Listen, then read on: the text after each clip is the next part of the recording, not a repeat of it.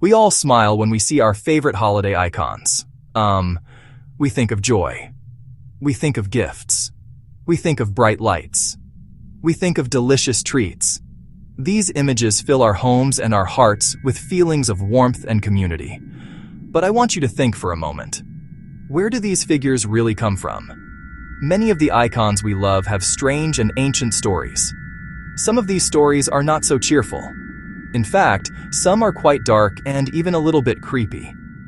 The smiling faces we welcome often began with rituals born of fear and mystery. The truth is, history is a long and winding road. The traditions we hold so dear today have traveled through centuries of change. They have been shaped by different cultures. They have been shaped by different beliefs.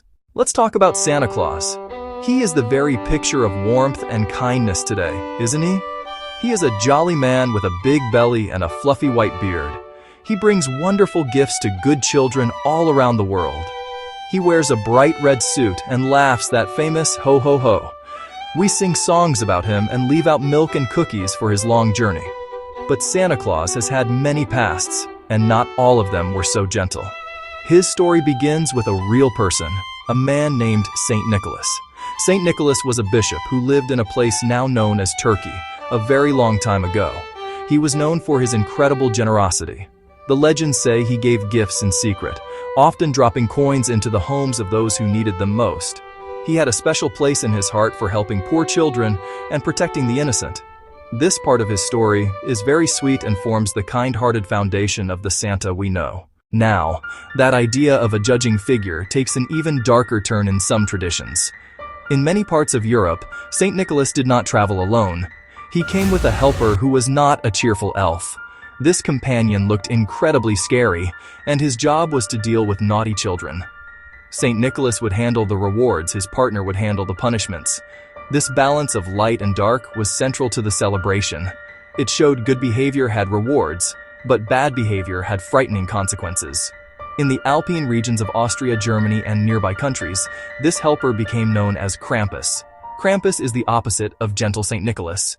He is a terrifying horned beast, half goat, half demon. He is covered in dark fur. He has a long, pointed tongue.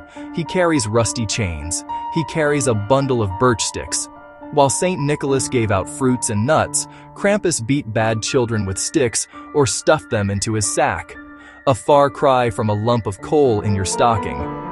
During the first week of December, people join the Krampuslauf, the Krampus Run. Young men dress in elaborate Krampus costumes, carved wooden masks, clanging bells. They run through streets, chasing people, and playfully scaring them. People light bonfires to keep evil spirits at bay. They wear masks and dance with terror and excitement, a ritual of facing your fears head on. This side of the story is not about gentle kindness. It is about raw, primal fear and maintaining social order. A gift bearer and a fright figure working together. One represented grace and mercy, the other justice and punishment. The story of Krampus reminds us winter holidays weren't just comfort or joy. They also acknowledged darkness in the world outside and within ourselves, and hoped for the return of the light. When we think of Easter, a gentle bunny often comes to mind. The Easter bunny seems so sweet and innocent. He hops through green gardens, hiding colorful eggs and bringing baskets filled with chocolate and candy. Children wake up on Easter morning with pure excitement, ready to hunt for the treasures he has left behind. It feels like a story made just for children. Yet, the rabbit's connection to this holiday is rooted in ancient magic and pre-Christian beliefs. The rabbit is a powerful symbol of fertility, spring, and the explosive return of life after a long, cold winter. A very long time ago, before the Easter we know today, people worshipped the cycles of nature. They held festivals to celebrate the spring equinox, the moment when the days finally began to grow longer than the nights. They praised the return of the sun and the renewal of the earth. In parts of Europe, these spring festivals were said to honor a goddess of fertility and dawn. One version of her name was Eostre, which is where some scholars believe the word Easter comes from. Her sacred symbols were said to be the hare and the egg. The hare, not the rabbit, was the original creature of legend. Hares were seen as almost magical beings because of their incredible fertility and their seemingly crazed behavior in the springtime. They were also associated with the moon, as people thought they could see the shape of a hare on the moon's surface. Eggs, of course, were the most obvious and powerful symbol of new life and rebirth. It is easy to see how a goddess of spring would be connected to both the life-giving egg and the profoundly fertile hare. It was a story about the raw, powerful forces of nature. Over many centuries, as Christianity spread across Europe, these older symbols and festivals began to mix with Christian ideas about the resurrection of Jesus. The theme of rebirth was a powerful connection. The wild story of a nature goddess and her magical hare was gradually softened and transformed. The hare became a tamer rabbit, and the brings of eggs became a fun game for children. The tale grew much gentler, but its ancient root is a wild story about life, fertility, and the powerful, untamable cycle of death and rebirth that governs the natural world. Let's think about those glowing jack-o'-lanterns on our doorsteps during Halloween. Today we smile at their carved faces, which can be silly, spooky, artistic. They create a warm, festive glow on a dark autumn night. But this familiar practice comes from ancient fire rituals and a very chilling piece of Irish folklore. Long before there were pumpkins in Ireland, people carved scary faces into turnips, potatoes, beets.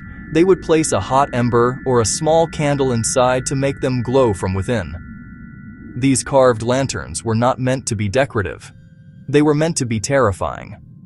Their purpose was to frighten away evil spirits that were believed to roam the earth during the festival of Samhain. Samhain marked the end of the harvest and the beginning of winter, the darker half of the year. People believed that on this night, the veil between the world of the living and the world of the spirits was at its thinnest. These grotesque, glowing faces were a form of protection, a way to ward off any malevolent ghosts.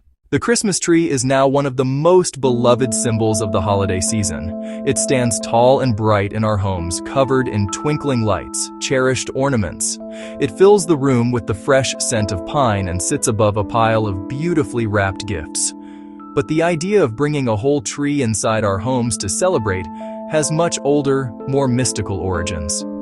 During the darkest, coldest days of winter, ancient people deeply feared the death of the world around them. Everything seemed to be fading away into darkness and cold. In the face of this fear, evergreen trees became powerful symbols of life and endurance. While all the other trees lost their leaves and appeared to die, firs, pines kept their green needles.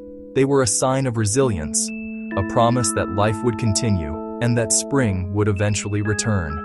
Ancient people in many cultures brought evergreen branches into their homes during the winter solstice. Egyptians, Romans, Norse. They used them to mark this turning point of the year and to invoke the hope of life's persistence. This practice of honoring evergreens continued through the centuries. It was not always connected to one single holiday. It was more of a spiritual practice to connect with nature's power. In the Middle Ages in Germany, a new tradition emerged. A paradise tree, usually a fir tree, was decorated. Apples, wafers. It was used as a prop in popular plays that reenacted the story of Adam and Eve in the Garden of Eden. The apples represented the forbidden fruit. The wafers symbolized Christian redemption. This brought the tree directly into the Christmas celebration. Over time, these different traditions merged. The paradise tree from the plays, the ancient practice of bringing in evergreen boughs, blended together. German immigrants brought the custom to other parts of the world, including America. Candles were added to represent the light of Christ.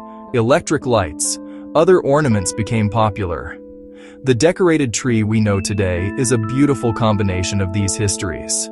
Yet, its deepest roots come from a time when people looked to the forest for hope and spoke to the trees as living symbols of survival. So why do these dark and strange stories so often become sweet and cheerful? The answer is simple. People change stories. It is what we do. We hold on to old images and rituals that feel powerful, but we soften them to fit our modern lives. A fearsome beast that once brought punishment, now it sells chocolate. Now it sells funny greeting cards. a ghostly light meant to ward off spirits. Now it becomes a fun craft project for the family.